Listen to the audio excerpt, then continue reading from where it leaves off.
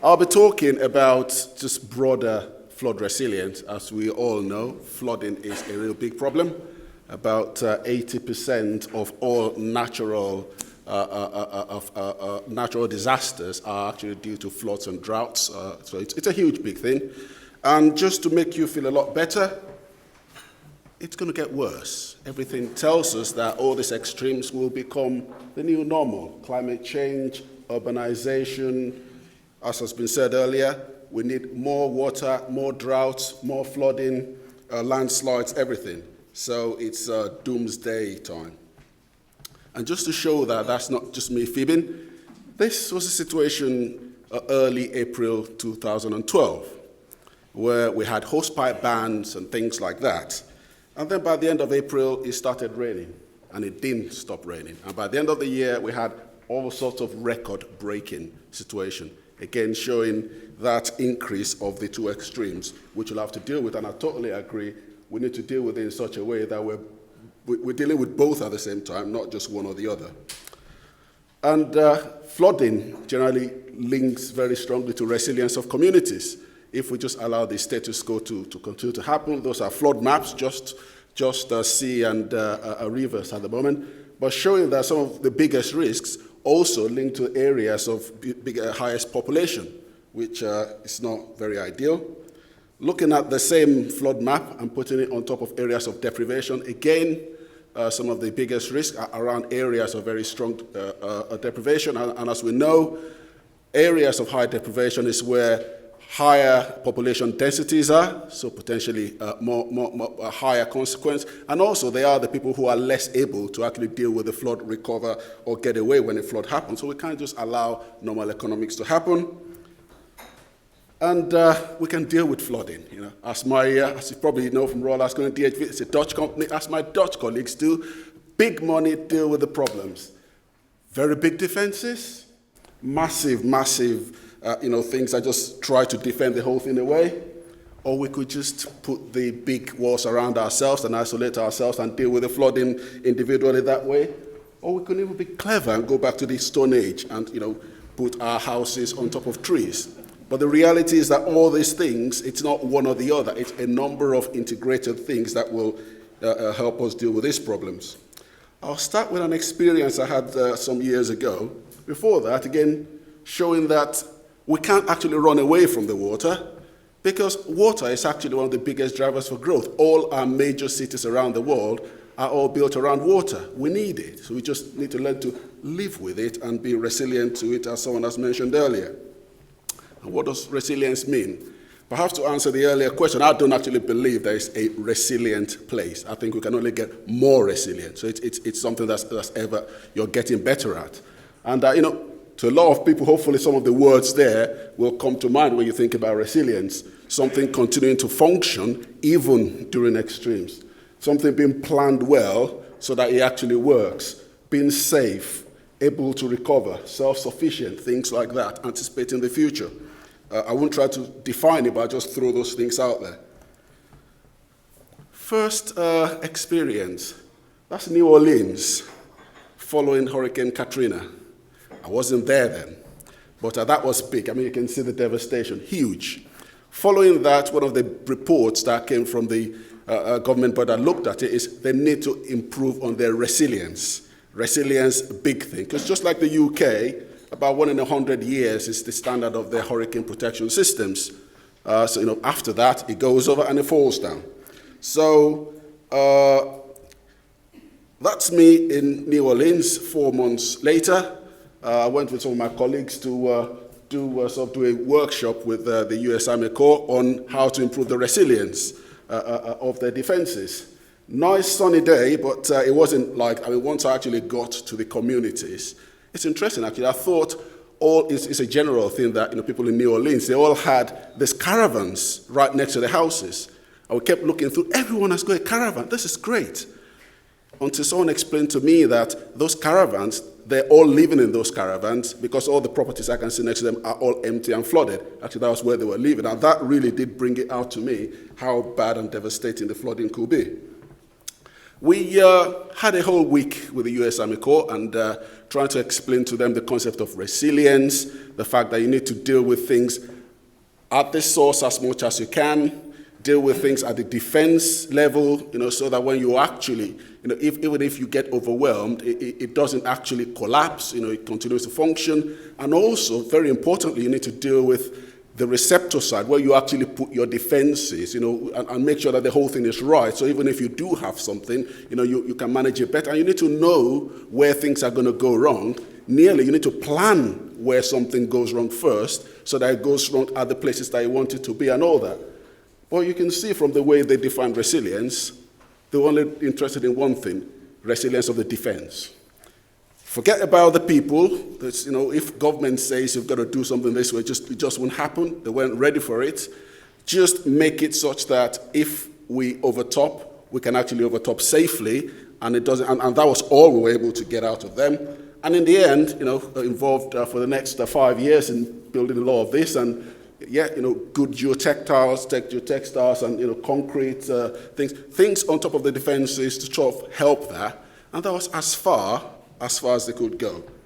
A few years ago, actually, there was a bit more work in sort of more integrated urban surface water system. That's now happened, but again, this was all they could do then. And surely, resilience needs to extend before this. Before we start gloating in the UK, around that time, this is all we saw as resilience, at the time of flood resilience, really. Not that much the resistance, but perhaps more the bit on the left. And when the same discussion was happening then, we recognized the planning bit. We probably didn't link it too much with resilience. And it was really very much about property resilience, which I think as a result, we've moved a lot further on that. But it's now in the last few years, we're starting to really grapple the whole concept of the broader resilience. And one of the things you need for resilience is actually you need to start actually understanding your current situation. I just put two things in there. That was Bangkok in 2011. One of my colleagues went out there straight after the flooding. And those planes there were actually in the second airport, which was considered as the one at less risk. So the planes were actually diverted to go there, and they were just sitting docked for the water because they didn't really understand the flood risk. Similarly, in New York, that was where they told all the cabs to go and park, because actually that was slightly higher. But again, they got it wrong. They were sitting docked. So the first thing, really, you need to understand your risk before you can actually start to plan any resilience, and doing that on bad information doesn't help. Also, we need to move from a drained and a walled city approach. Typically on the right is what I call a drained approach. Just shoot all the water from the roofs and everything straight into pipes, down to some end-of-pipe solution, and chuck it out to the road. We all know it doesn't work. You only need a 20-year event, and what is waste is coming all the way out of CSOs. Or even you can have a more separate system. Still, that only goes so far. So I think we need to move more into something else, more into from a drain city, which perhaps a lot of us are still in the UK, more towards water-sensitive cities, where the whole of the water management system is being dealt with together within a type of sort of circular economy type approach, where it's integrated with planning, it's well planned, and everything actually works together to provide a more resilient solution. Some cities are actually starting to do that, or they're learning. The one at the top is in the Netherlands, Breda Key. The bit on the left was actually 66. And then big sewer systems, new highways, and they put all that water inside huge pipes. They realized after a while that didn't work, and they reopened it in 2005. And that's now as it is. Similar thing in South Korea. That was what it was in the middle, and then that's what it is now.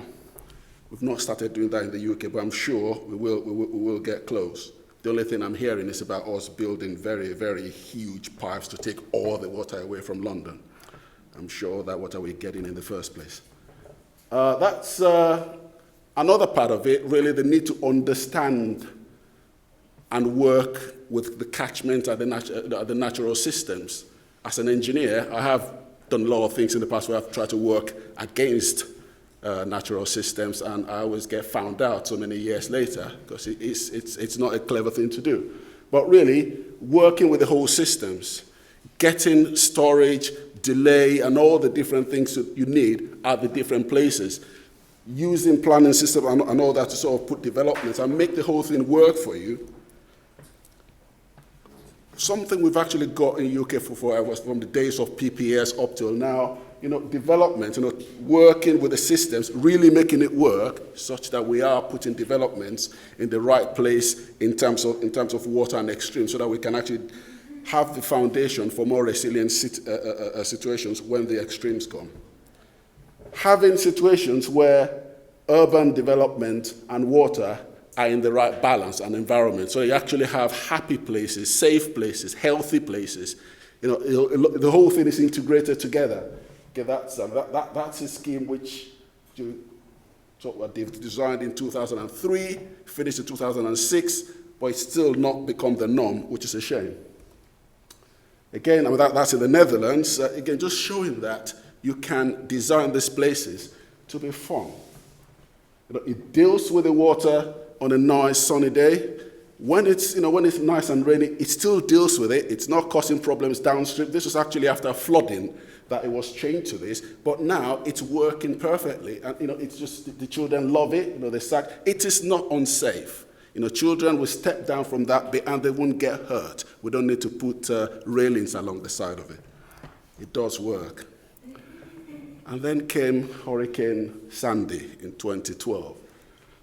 As I'm aware, a lot of you will know about Sandy. A huge impermeability, nearly 95% impermeable area. Lost loads of electricity, because typically most of the electric stations are in the basements. Of course, that's the first place water goes, so a lot of things like that. Same thing again there with the taxi impact. New York City completely in darkness. Can you imagine what that's costing economy-wise? That did make them sit up. That's Lower Manhattan there. So what happened? The mayor of New York, the mayor came up and said, look, we can't have this. We need to deal with this, but we don't just want to wall our cities. We want to have something that, the old green infrastructure, the loveliness of the place and defense all works together. And it gave a challenge. And with that challenge, working with the Rockefeller Foundation, the Rebuild by Design competition was done, where companies were actually told to come up with ideas, and there were about 150 ideas, out of which there were 6 that were chosen, and one of them was one we were involved with an architect called OMA in New York. Again, that said what they wanted, and it showed typical examples of what they meant by it, to inspire people to actually come up with, to me, is what you call leadership. So that was the competition, and the proposal was for a strategy called Resist, Delay, Store, Discharge, a comprehensive urban water management strategy. Not one cap fits all, but something that really works with the whole place. That was one of the 6 that was chosen, and each one of them were then given a city to actually apply it to, so that potentially they could then be multiplied across the place. So we're given this city called Hoboken, opposite New York City. Quite low, actually. A lot of parts of it we probably call it berm. Quite low. That's what the flood situation is. And during Hurricane Katrina, the water came in through the surge, through both sides. Very low area there. That bit in the middle got cut off and basically just went through the city, nearly all completely submerged. And the way we looked at the strategy was to have, resist. Definitely needs to stop those big, the real big coastal floods. So something to do the resist of that. But primarily a lot of storage, delay of the water all the way through the city, and then when you do then have to discharge once in a while when you really have to. And just a few examples of the resist all along the waterfront there. It doesn't look as bad as it looks. That's a typical example of it. The resist is like a green wall. You won't even realize it's a defense, all interspersed with wetlands and green areas, and really looking good. Quite multifunctional. That's another part of it. People walking their dogs a lot. You will not know that's a defense. all working together. It doesn't have to be ugly. This is an example of the delay. A typical street within there with sort of green roofs, green walls, pavable pavements. That was a sort of 2-3 lane. We're allowed to actually turn into one lane, really making it soaking as much of that water all the way through. That then leads back into what's being used in terms of water resources and not throwing all that water away. Again, that's another aspect of the store. Just having as much of the green areas, holding as much water as possible, getting rid of the pavement that just push things away. In the end, we had to put a little bit of a bit of pipes because we couldn't get all the water in. But yeah, there were some underground pipes as part of it, but loads of bowel retention basins and constructed with all through the city, totally changing the city around. And at the end, in real big events, there's some nice big Dutch stormwater pumps to get the waters away when they need them, with huge storm drains. But again, that is only getting out things right at the end. And having finished that, that strategy actually won Hoboken was given a UN role model city for resilience as a result of that strategy earlier in the year, and it's now something that is being used as a role model for other cities, showing that it can be done. So just finishing really, hopefully I can highlight a few things that may have come out already. I believe embracing water-sensitive approaches, we need to do that if we're to deliver flood-resilient urban communities, because flooding is by far one of the biggest impacts of climate change. And not only that, in terms of disasters, we get natural disasters. They are some of the biggest. You don't know when it's going to happen. And when it happens, it's just that you need to be resilient to it. Making our cities ready for that is one of the best ways of dealing with that. Harnessing interdependencies. Again, we were talking earlier about resilience, and we seem to be talking about each organization, being resilient. And what we forget is, on our own, we're so interdependent, and a water company can do all it can, but if the electricity goes or gas or something goes, then it doesn't really work. So it's that whole interaction within the water systems, the whole of the water supply, flood management, all coming together, but linking with all the others a lot more. So with that whole web of interaction, that actually creates redundancies and creates flexibility when the real shocks come. Using more and more circular economy approaches to retain and extend value within the whole thing, within and across different functions. Working as much as possible with natural systems. Natural systems have inbuilt resilience instead of trying to work against them, because that gives us something that works in the long term. And really linking in that way with the whole ecosystem functioning of the area. And finally, a clear vision on resilience and leadership. It was that clear vision and leadership shown by New York City that allowed such an example to come out. And it was nice to hear from earlier about the fact that London is thinking about a 25-year type of a plan. That plan itself is not going to deliver it, but it will stimulate people to come up with ideas to do that. And just an example of a few areas, similar areas that we've worked with the Rotterdam Adaptation Strategy, 50-year strategy, which is starting to really deal with water-sensitive cities in there. Bangkok Water Adaptation Strategy, Ho Chi Minh Water-Sensitive City for Schiphol Airport. All those who had visions, and those are now starting to come. And I think we need to do that more and more in the UK. Thank you.